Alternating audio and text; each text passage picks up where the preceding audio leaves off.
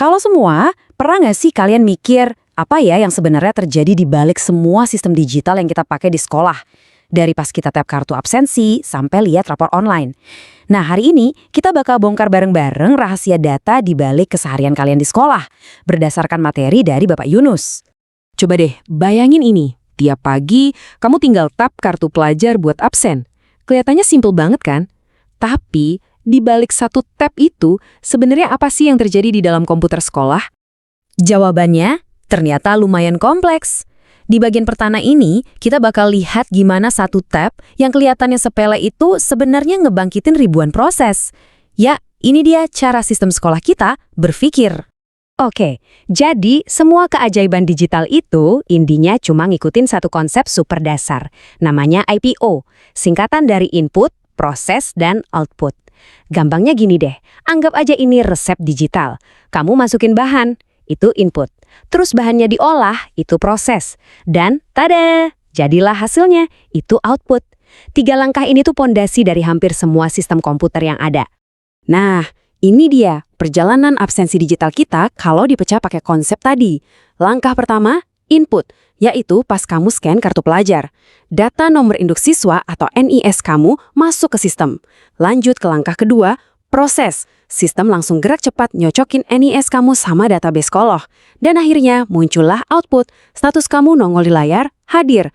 Kelihatan instan, tapi proses dibaliknya terstruktur banget.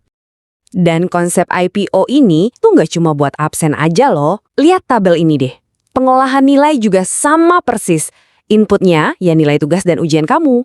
Terus prosesnya sistem ngitungin rata-ratanya. Outputnya udah pasti nilai akhir di rapor kamu. Jadi, intinya IPO ini ada di mana-mana dalam kehidupan digital kita di sekolah.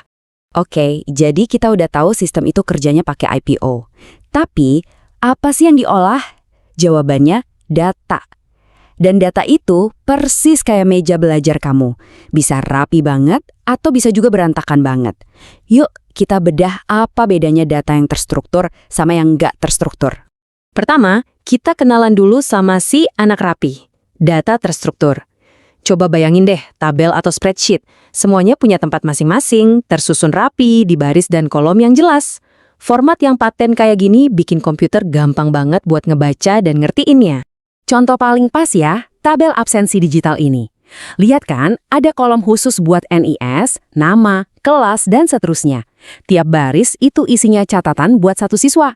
Rapi, teratur, dan gampang dipahami. Nah, inilah inti dari data terstruktur. Terus, lawannya apa dong?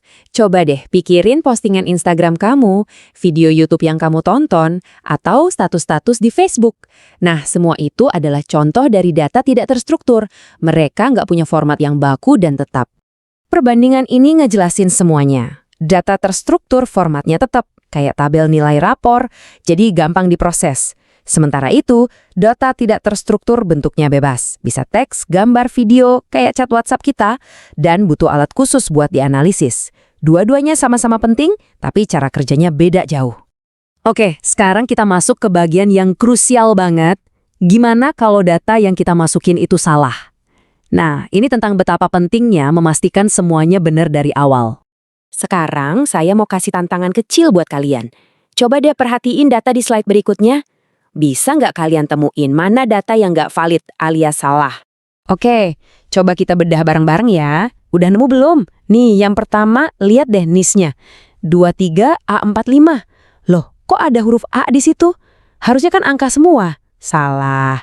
Terus yang kedua, tanggal lahir. 2009-13-32. Hah? Bulan 13, tanggal 32, mana ada? Jelas ngaco kan? Nah, terakhir, format kelasnya ditulis kelas 9.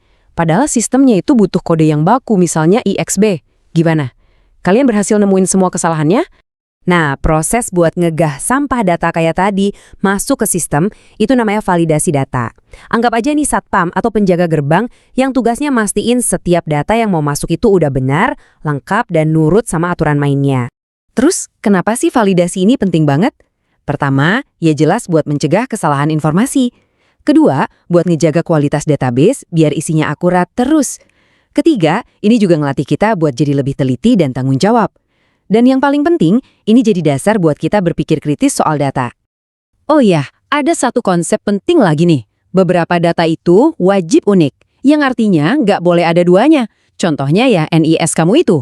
Tapi ada juga data lain yang boleh sama, kayak nama misalnya. Mungkin aja kan ada siswa lain yang namanya sama kayak kamu. Nah, di dunia database, pengenal unik kayak NIS ini punya istilah keren, primary key atau kunci utama. Anggap aja ini semacam kunci master yang ngebuka semua data spesifik tentang kamu dan mastiin data kamu nggak bakal ketukar sama punya orang lain. Sekarang, yuk kita sambungin semua titik-titiknya.